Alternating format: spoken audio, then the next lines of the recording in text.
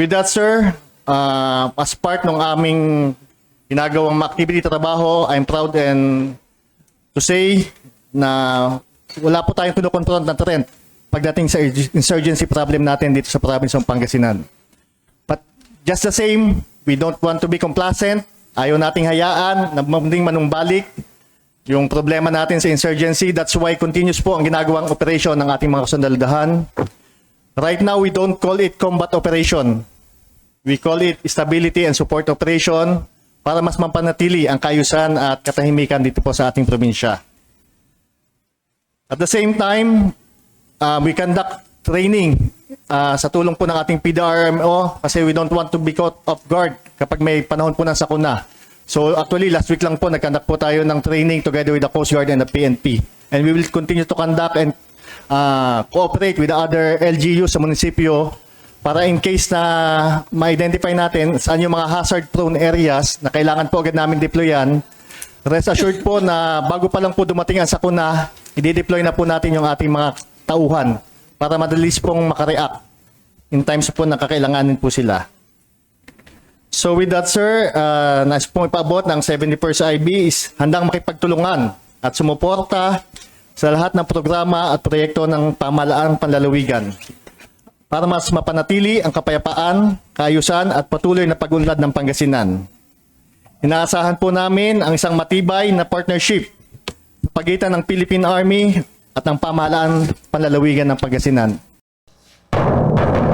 Yan po mga kabomba, naging pahayag din po si Lieutenant Colonel Christopher Manintima, ang siya naman po nga commanding officer ng 71st Infantry Kaibigan Battalion ng Philippine Navy or Philippine Army na nakabase po dito naman po sa di po nga lalawigan po ng Pangasinan na mga kabombo. Na hindi lang po yan, kanya di po nga sinagot, ito naman po mga katanungan po ng mga board members, hinggil nga po sa iba pang mga proyekto at ginagawa ng kanila po nga unit dito po sa Pangasinan.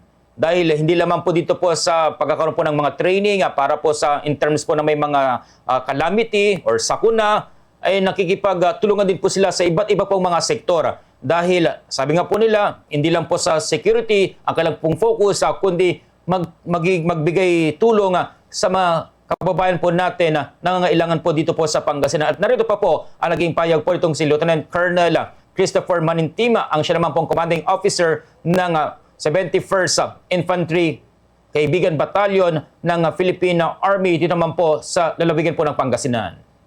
So with that, sir, we have tinatawag namin territorial defense operation namin, both the ISO and the ESO. If you're talking of ISO, ito po yung insurgency problem natin within our local communities dito sa province po ng Pangasinan. If we're talking about naman po sa ESO, ito po yung tinatawag nating external security operation na kinakandak din po natin with respect to the threat from the other nation or outside. So with that, sir, sa ngayon po, gagaya po na nabanggit ko kanina, pagdating po sa ISO, wala na po tayong problema. Pero pagdating naman po sa ESO, we continuously conduct yung ating pong training together with the other units ng AFP, the Air Force, Navy, and also from the other countries. Kaya kung mapapansin po ninyo, during the first quarter nitong taon na to, nag-conduct po tayo ng CATEX, katihan sa area po ng Pangasinan, particularly in the area of Burgos and Dasol. Yan po ang primarily naging area po ng exercise. And with respect naman po dun sa information campaign po natin, which is very important, nagkakandak po kami ng community organizing, especially sa coastal areas ng Pangasinan, para mas maging aware po yung ating mga kababayan dito sa issue ng West Philippine Sea. Napakahalaga po nito sa atin, especially sa bayan po ng Pangasinan na mostly po ng ating mga bayan is nasa coastal. Mas magandang alam po nila kung ano po yung nangyayari with respect sa issue ng West Philippine Sea nga, kasi yan po ang number one na panlaban natin.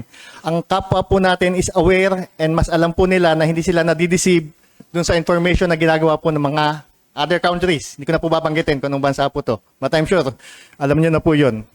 So with that, sir, yun po yung binabanggit ko ng mga efforts po namin to continuously i-conduct yung operation natin dito sa unit na nasasakupan ko po. Why? Sir, we have different programs po, sir. Yun nga po, sir, information campaign namin, number one. We also have our regularly conduct po ng JPSCC kasi the problem of security is not only the problem of the Philippine Army.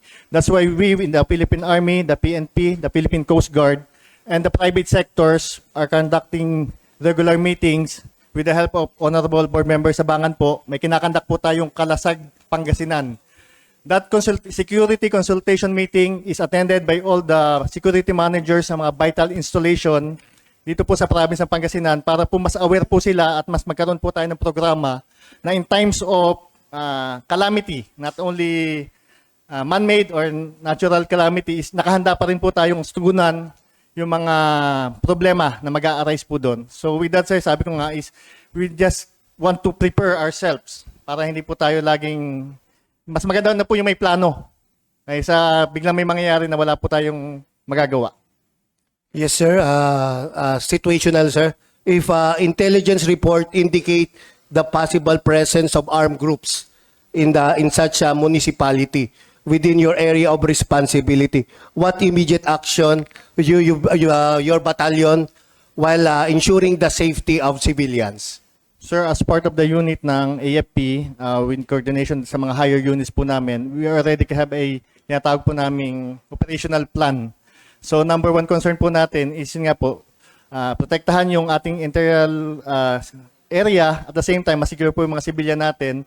So that's why we, on the armed forces, will be on that front line and we organize reserve force, left behind force na sila po magke-cater sa ating mga civilian. That's why ini-empower po natin yung mga reservists po natin na ma-organize bawat munisipyo and also yung ating pong mga KA, yung mga pang-KAPGU, na sila po kasi yung sa plano po namin, sila po yung mag-i-in-charge sa mga civilian while we are on the front line fighting for any threat na mangyayari. So we want na yung mga reservists po natin is ma-empower po natin dito sa bawat munisipyo ng nasasakupan ng Pangasinan.